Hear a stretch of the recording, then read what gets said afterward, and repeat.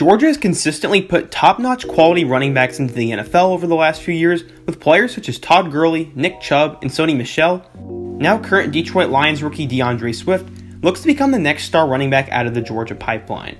In today's video, we'll be talking about the rise of DeAndre Swift and why he could be the next great Georgia NFL running back. Over the past few days, I've been putting out some polls for you guys to vote on for future video topics, and Swift won one of them, so here we are today with this video.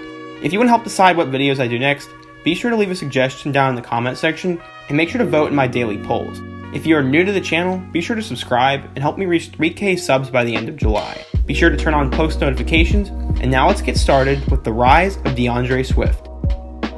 DeAndre grew up in Philadelphia, Pennsylvania, and he absolutely loved football from a young age. Once he became 3 years old, he started to play football in the backyard and run around the living room pretending he was a player. His grandfather remembers he would sit on his lap for hours as the two would watch NFL games and boxing together. Of course, they grew up as Eagles fans, and Swift would tell his family that he'd play on that box someday. DeAndre referred to the TV as the box, and he declared that he would one day play in the NFL. As he got older, he got better and better at football, but sadly, the biggest role model and his best friend in his life would disappear as his grandfather passed away. He would never get to see his grandson become a football prodigy, but Swift would always try and carry on his legacy. Once he got to high school, everyone knew he was a special talent and he would do big things. He got to St. Joseph Prep School and he was stuck behind two talented running backs. One would go on to play for Penn State and the other would go on to play for Virginia. This wasn't going to be the last time he was going to be stuck behind two talented running backs either. When it finally became his time, he was ready to show out and he became a star. He always wore a chain to honor his grandfather, and he tried to be the best, most humble person he could be to honor him. Eventually, DeAndre became one of the best running backs in high school football, and schools from all around the country wanted his talents. He eventually settled on a Final Five of Alabama, Clemson, Penn State, Florida State, and Georgia, but he knew where he wanted to go. In high school, he took a visit to Athens, Georgia, and he told his family that he'd be playing in either the ACC or the SEC. So I guess Penn State was never even an option, and just a way not to shun his home state school. He ended up committing to Georgia, and he wanted to become the next great running back for the Dogs. According to 24/7 Sports, DeAndre Swift was a 4-star recruit, the number 4 running back, and the 33rd best player in the class of 2017.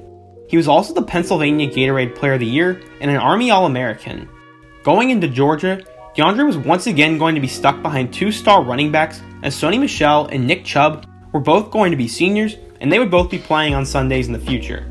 Georgia was in their second season under head coach Kirby Smart, and Jacob Eason was supposed to be the starter at quarterback. After their Week 1 win over Appalachian State, Eason went down with an eventual season-ending injury, and true freshman Jake Fromm was thrown into the mix. In his first game, Swift ran the ball for 6 times for 31 yards. Not bad for being the third-string guy on your first game. The following week, Fromm led the Dogs to a huge win over Notre Dame, and Georgia was a legit playoff contender.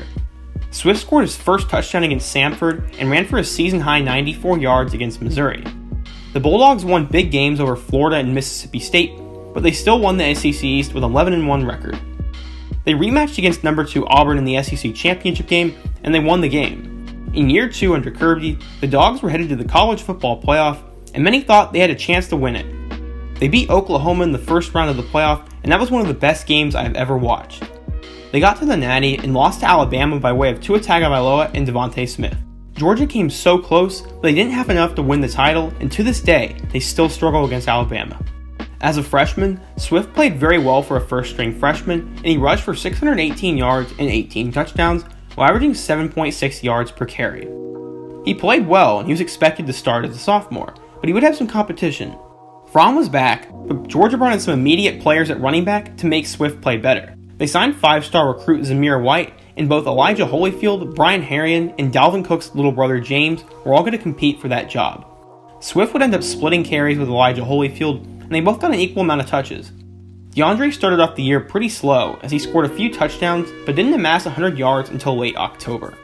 Finally, against Florida, he showed what he was recruited to do. He rushed for 104 yards and a touchdown against the number 9 Gators and helped lead them to a win over their rival. He followed it up with 156 yards and 2 touchdowns against number 9 Kentucky and 186 yards and a touchdown against number 24 Auburn. Swift had now broken out, and he looked like he was going to become the next great Georgia running back. After a blowout win versus UMass, he ran for 105 yards and a touchdown against their rival Georgia Tech, and the Dogs were headed back to the SEC championship once again. They were matched up with Alabama once again, and they were actually winning the game for quite a while. We all remember what happened next, as Jalen Hurts came in the game when Tua went down with an injury, and he ended up saving the day, and Georgia of course lost. Because of that, they would have to settle for the Sugar Bowl, where they were matched up against Texas. In what was a pretty weird game, Texas won a close one over the Dogs, and Sam Ehlinger famously declared that Texas was back. It was a tough way to end the year, but DeAndre emerged as a star, and he led the team in rushing. He ended up going for 1,049 yards and 10 touchdowns, while averaging 6.4 yards per carry. After the season, he was named to the SEC's All-Second team, and he was expected to blossom into a college football star the next year. Going into 2019, Georgia was picked to go back to the SEC Championship, and DeAndre was named to the preseason All-SEC First Team. With Elijah Holyfield now in the NFL, he was going to get even more carries than he did before. The Dogs opened up the season on the road against Vanderbilt, and Swift went off. He rushed the ball 16 times for 147 yards, and they killed Vanderbilt in the process. He ran for 2 touchdowns the following week against the FCS team Murray State, and then for 76 more yards against Arkansas State in what was a very emotional game. The Red Wolves head coach Blake Anderson had recently lost his wife to cancer, and this was going to be his first game back on the sidelines. Stanford Stadium showed their respect, and a lot of them wore pink to help honor her. I remember that moment pretty clearly, and I gained a lot of respect for the Dog fan base after that. From there, they were matched up against Notre Dame as he ran for 98 yards and a touchdown in what was a really good game. After a touchdown on the road against Tennessee, he broke out as he rushed for 113 yards and a touchdown in their game against South Carolina. Georgia came out really flat in that game, and they lost after Rodrigo Blankenship missed a chip shot field goal in overtime. After that embarrassing loss, Georgia got a ton of scrutiny, and they're going to need to bounce back in a big way. I think DeAndre took it personal as he went off for a career-high 179 yards and 2 touchdowns against the Kentucky Wildcats. He then helped lead them to a win over their rival Florida and a shutout at home against Missouri. In their huge road matchup against number 12 Auburn, he ran for 106 yards and helped them win a close, thrilling game. With just 2 games left, Georgia still had a chance to make the playoff, but that loss to South Carolina was not doing them any favors with both the record and in the eyes of the media. Swift ran for 103 yards in their win against A&M, and they were set to play their rival Georgia Tech to finish the year. The Yellow Jackets were one of the worst teams in college football that year, so as long as they could avoid a letdown, they're going to still be in competition for the playoff. In what would become Swift's last home game, he ran for 73 yards in their blowout win. But things didn't exactly go well for him, as he actually exited the game with a shoulder injury. They were headed back to Atlanta, and if they knocked off Joe Burrow's LSU Tigers, they would be in the playoff for sure. Georgia had a very slim chance to win that game to begin with, but it was going to be even tougher now as Swift was not going to play. LSU went on cruise control pretty early on, and Georgia would have to settle for another BCS Bowl once again. Just like last year, they were matched up against a Big 12 school, and this time it would be Baylor in the Sugar Bowl.